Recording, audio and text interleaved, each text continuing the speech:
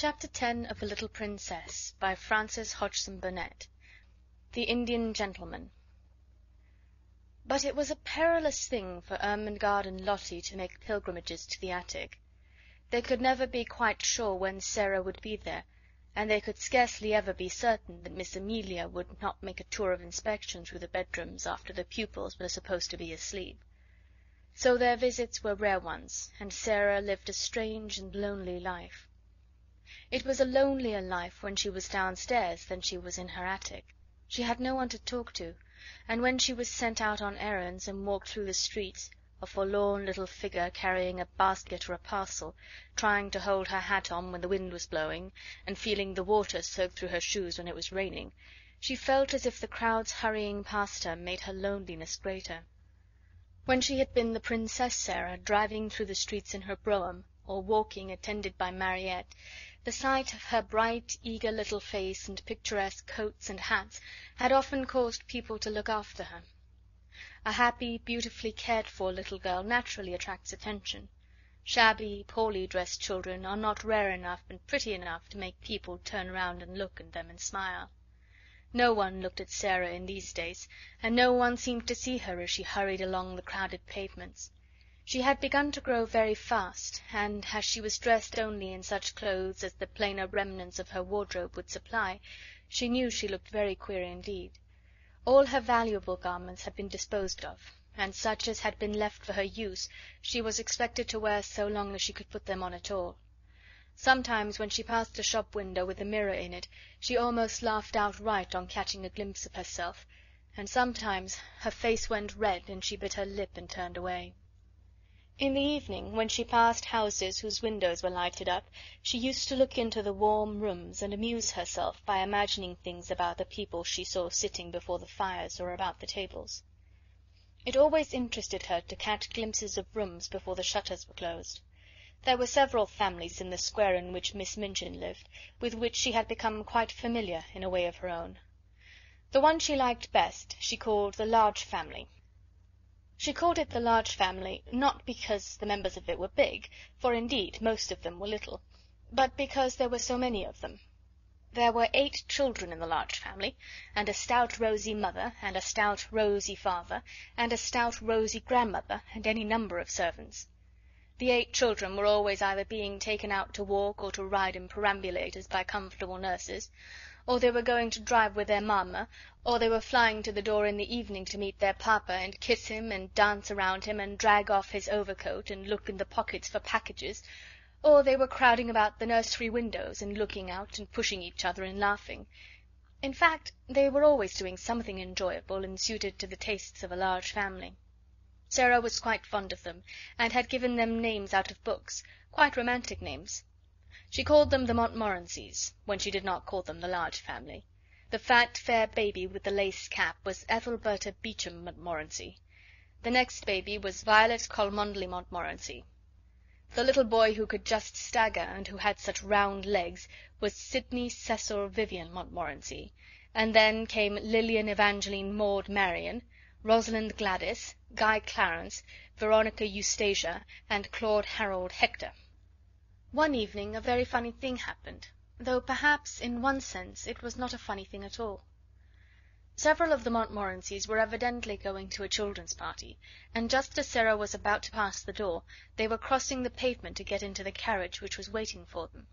Veronica Eustacia and Rosalind Gladys, in white lace frocks and lovely sashes, had just got in, and Guy Clarence, aged 5, was following them.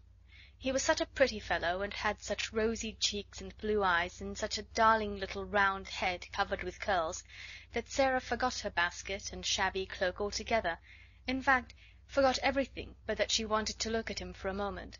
So she paused and looked. It was Christmas time, and the Large Family had been hearing many stories about children who were poor, and had no mammas and papas to fill their stockings and take them to the pantomime, children who were, in fact, cold and thinly clad and hungry. In the stories, kind people, sometimes little boys and girls with tender hearts, invariably saw the poor children, and gave them money or rich gifts, or took them home to beautiful dinners. Guy Clarence had been affected to tears that very afternoon by the reading of such a story, and he had burned with a desire to find such a poor child, and give her a certain sixpence he possessed, and thus provide for her for life. An entire sixpence, he was sure, would mean affluence for evermore. As he crossed the strip of red carpet laid across the pavement from the door to the carriage, he had this very sixpence in the pocket of his very short man-o'-war trousers. And just as Rosalind Gladys got into the vehicle and jumped on the seat in order to feel the cushions spring under her, he saw Sarah standing on the wet pavement in her shabby frock and hat, with her old basket on her arms, looking at him hungrily. He thought that her eyes looked hungry because she had perhaps had nothing to eat for a long time. He did not know that they looked so because she was hungry for the warm, merry life his home held and his rosy face spoke of, and that she had a hungry wish to snatch him in her arms and kiss him. He only knew that she had big eyes and a thin face and thin legs and a common basket and poor clothes. So he put his hand in his pocket and found his sixpence and walked up to her benignly. "Here, poor little girl," he said, "here is a sixpence. I will give it to you." Sarah started, and all at once realized that she looked exactly like the poor children she had seen in her better days, waiting on the pavement to watch her as she got out of her brougham. And she had given them pennies many a time. Her face went red, and then it went pale, and for a second she felt as if she could not take the dear little sixpence. "Oh, no," she said. "Oh, no, thank you. I mustn't take it, indeed." Her voice was so unlike an ordinary street child's voice, and her manner was so like the manner of a well-bred little person, that Veronica Eustacia, whose real name was Janet, and Rosalind Gladys, who was really called Nora, leaned forward to listen. But Guy Clarence was not to be thwarted in his benevolence. He thrust the sixpence into her hand. "Yes, you must take it, poor little girl," he insisted stoutly. "You can buy things to eat with it. It is a whole sixpence." There was something so honest and kind in his face, and he looked so likely to be heartbrokenly disappointed if she did not take it, that Sarah knew she must not refuse him. To be as proud as that would be a cruel thing. So she actually put her pride in her pocket, though it must be admitted her cheeks burned. "Thank you," she said. "You're a kind, kind little darling thing." And as he scrambled joyfully into the carriage, she went away trying to smile, though she caught her breath quickly and her eyes were shining through a mist. She had known that she looked odd and shabby, but until now she had not known that she might be taken for a beggar. As the large family's carriage drove away, the children inside it were talking with interested excitement. "Oh, Donald!" This was Guy Clarence's name. Janet exclaimed alarmedly. "Why did you offer that little girl your sixpence? I'm sure she is not a beggar." "She didn't speak like a beggar," cried Nora, "and her face didn't really look like a beggar's face." "Besides, she didn't beg," said Janet. "I was so afraid she might be angry with you. You know, it makes people angry to be taken for beggars when they are not beggars." "She wasn't angry," said Donald, a trifle dismayed, but still firm. "She laughed a little, and said I was a kind, kind little darling thing, and I was," stoutly. "It was my whole sixpence." Janet and Nora exchanged glances. "A beggar girl would never have said that," decided Janet. "She would have said, 'Thank you kindly, little gentleman, thank you, sir,' and perhaps she would have bobbed a curtsy." Sarah knew nothing about the fact, but from that time the large family was as profoundly interested in her as she was in it. Faces used to appear at the nursery windows when she passed, and many discussions concerning her were held round the fire. "She is a kind of servant at the seminary," Janet said. "I don't believe she belongs to anybody. I believe she is an orphan. But she is not a beggar, however shabby she looks." And after that she was called by all of them the little girl who was not a beggar, which was, of course, rather a long name, and sounded very funny sometimes when the youngest one said it in a hurry. Sarah managed to bore a hole in the sixpence and hung it on an old bit of narrow ribbon round her neck. Her affection for the large family increased, as indeed her affection for everything she could love increased. She grew fonder and fonder of Becky, and she used to look forward to the 2 mornings a week when she went into the schoolroom to give the little ones their French lesson. Her small pupils loved her, and strove with each other for the privilege of standing close to her and insinuating their small hands into hers. It fed her hungry heart to feel them nestling up to her. She made such friends with the sparrows that when she stood upon the table, put her head and shoulders out of the attic window, and chirped, she heard almost immediately a flutter of wings and answering twitters, and a little flock of dingy town birds appeared and alighted on the slates to talk to her and make much of the crumbs she scattered. With Melchisedec she had become so intimate that he actually brought Mrs. Melchisedec with him sometimes, and now and then one or two of his children. She used to talk to him, and somehow he looked quite as if he understood. There had grown in her mind a rather strange feeling about Emily, who always sat and looked on at everything. It arose in one of her moments of great desolateness.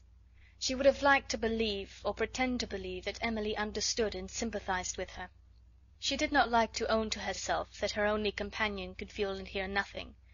She used to put her in a chair sometimes and sit opposite to her, on the old red footstool, and stare and pretend about her until her own eyes would grow large with something which was almost like fear, particularly at night, when everything was so still, when the only sound in the attic was the occasional sudden scurry and squeak of Melchisedec's family in the wall. One of her pretends was that Emily was a kind of good witch who could protect her. Sometimes, after she had stared at her until she was wrought up to the highest pitch of fancifulness, she would ask her questions, and find herself almost feeling as if she would presently answer. But she never did. "As to answering, though," said Sarah, trying to console herself, "I don't answer very often. I never answer when I can help it. When people are insulting you, there is nothing so good for them as to not say a word, just to look at them and think. Miss Minchin turns pale with rage when I do it, Miss Amelia looks frightened, and so do the girls. When you will not fly into a passion, people know you are stronger than they are, because you are strong enough to hold in your rage, and they are not, and they say stupid things they wish they hadn't said afterward. There's nothing so strong as rage, except what makes you hold it in. That's stronger. It's a good thing not to answer your enemies. I scarcely ever do. Perhaps Emily is more like me than I am like myself. Perhaps she would rather not answer her friends even. She keeps it all in her heart." But though she tried to satisfy herself with these arguments, she did not find it easy. When, after a long, hard day, in which she had been sent here and there, sometimes on long errands through wind and cold and rain, she came in wet and hungry, and was sent out again because nobody chose to remember that she was only a child, and that her slim legs might be tired and her small body might be chilled; when she had been given only harsh words and cold, slighting looks for thanks; when the cook had been vulgar and insolent; when Miss Minchin had been in her worst mood, and when she had seen the girls sneering among themselves at her shabbiness, then she was not always able to comfort her sore, proud, desolate heart with fancies, when Emily merely sat upright in her old chair and stared. One of these nights, when she came up to the attic, cold and hungry, with a tempest raging in her young breast, Emily's stare seemed so vacant, her sawdust legs and arms so inexpressive, that Sarah lost all control over herself. There was nobody but Emily, no one in the world, and there she sat. "I shall die presently," she said at first. Emily simply stared. "I can't bear this," said the poor child, trembling. "I know I shall die. I'm cold, I'm wet, I'm starving to death. I've walked 1,000 miles today, and they have done nothing but scold me from morning until night. And because I could not find the last thing the cook sent me for, they would not give me any supper. Some men laughed at me because my old shoes made me slip down in the mud. I'm covered with mud now, and they laughed. Do you hear?" She looked at the staring glass eyes and complacent face, and suddenly a sort of heart-broken rage seized her. She lifted her little savage hand and knocked Emily off the chair, bursting into a passion of sobbing.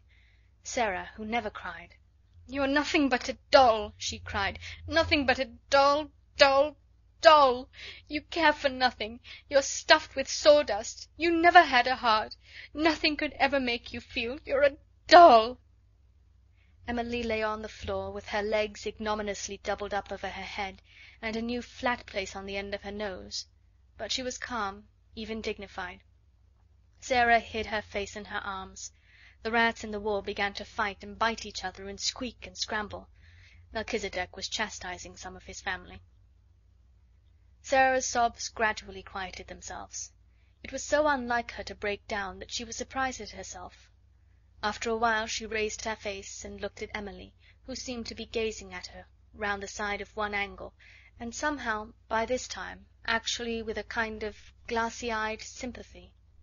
Sarah bent and picked her up. Remorse overtook her. She even smiled at herself, a very little smile. "You can't help being a doll," she said with a resigned sigh, "any more than Lavinia and Jessie can help not having any sense. We're not all made alike. Perhaps you do your sawdust best." And she kissed her, and shook her clothes straight, and put her back upon her chair. She had wished very much that some one would take the empty house next door. She wished it because of the attic window which was so near hers. It seemed as if it would be so nice to see it propped open some day, and a head and shoulders rising out of the square aperture. If it looked a nice head, she thought, I might begin by saying good morning, and all sorts of things might happen. But of course it's not really likely that anyone but under-servants would sleep there. One morning, on turning the corner of the square after a visit to the grocer's, the butcher's, and the baker's, she saw, to her great delight, that during her rather prolonged absence a van full of furniture had stopped before the next house, the front doors were thrown open, and men in shirt-sleeves were going in and out, carrying heavy packages and pieces of furniture. "It's taken," she said. "It really is taken.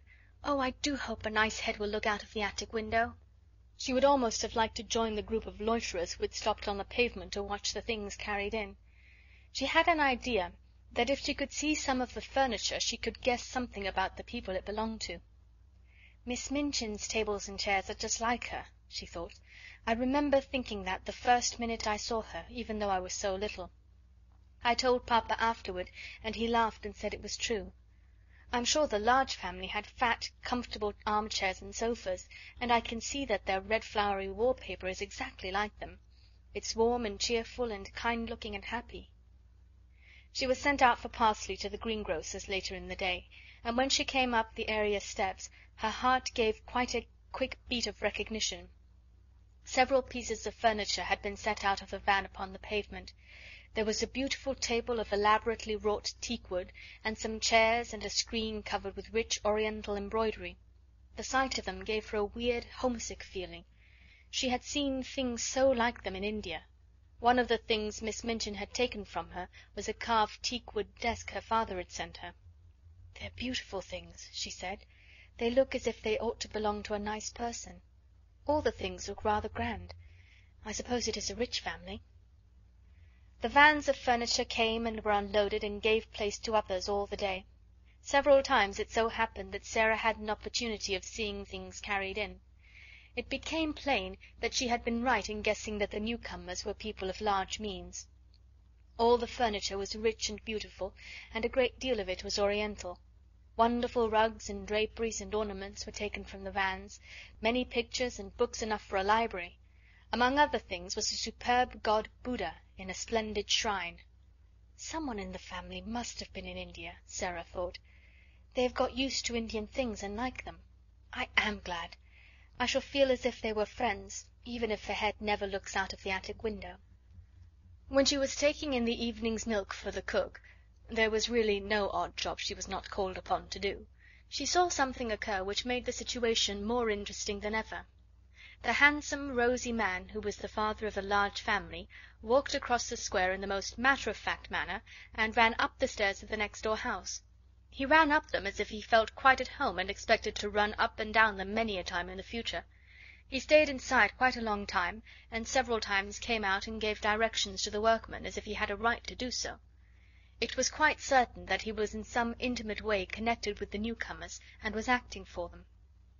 "If the new people have children," Sarah speculated, "the Large Family will be sure to come and play with them, and they might come up into the attic just for fun." At night, after her work was done, Becky came in to see her fellow prisoner and bring her news. "It's an Indian gentleman that's come in to live next door, miss," she said. "I don't know whether he's a black gentleman or not, but he's an Indian one. He's very rich, and he's ill, and the gentleman of the Large Family's his lawyer. He's had a lot of trouble, and it's made him ill and low in his mind. He worships idols, miss. He's an heathen and bows down to wood and stone. I seen a idol being carried in for him to worship. Somebody had ought to send him a track. You can get a track for a penny." Sarah laughed a little. "I don't believe he worships that idol," she said. "Some people like to keep them to look at because they're interesting. My papa had a beautiful one, and he did not worship it." But Becky was rather inclined to prefer to believe that the new neighbour was an heathen. It sounded so much more romantic than that he should merely be the ordinary kind of gentleman who went to church with a prayer book. She sat and talked long that night of what he would be like, of what his wife would be like if he had one, and of what his children would be like if they had children. Sarah saw that privately she could not help hoping very much that they would all be black and would wear turbans, and above all that, like their parent, they would all be heathens. "I'll never live next door to no heathens, miss," she said. "I should like to see what sort of ways they'd have." It was several weeks before her curiosity was satisfied, and then it was revealed that the new occupant had neither wife nor children. He was a solitary man with no family at all, and it was evident that he was shattered in health and unhappy in mind. A carriage drove up one day and stopped before the house. When the footman dismounted from the box and opened the door, the gentleman who was the father of the large family got out first. After him there descended a nurse in uniform, then came down the steps 2 men servants. They came to assist their master, who, when he was helped out of the carriage, proved to be a man with a haggard, distressed face, and a skeleton body wrapped in furs. He was carried up the steps, and the head of the large family went with him, looking very anxious. Shortly afterward a doctor's carriage arrived, and the doctor went in, plainly to take care of him. "There is such a yellow gentleman next door, Sarah," Lottie whispered at the French class afterward. "Do you think he's a Chinee? The geography says that Chinee men are yellow." "No, he is not Chinese," Sarah whispered back. "He is very ill. Go on with your exercise, Lottie. Non, monsieur, je n'ai pas le canif de mon oncle." That was the beginning of the story of the Indian gentleman. Chapter 10